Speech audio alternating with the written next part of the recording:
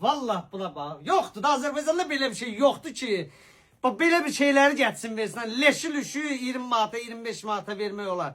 Amma bu bahalı, bax 65 manata alan oğlanlar var. Bax bu dəqiqə gündəmin malıdır. Bax premium malları. Qardaşımız sizə 25 manata verir. Buna bax.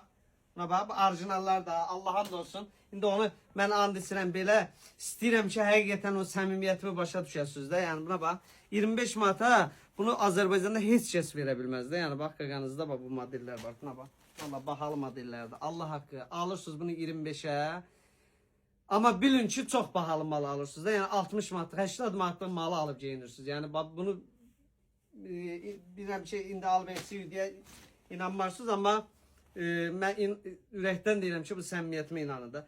Bu heç bu 24 manatdır. Bu orijinal adı ilə, premium adı ilə sizə satılandı. Bax 24 manatdır. Görürsünüz. Amma bunlar vallahi deyirəm çox bahalı mallardır. Qaqanız bunu.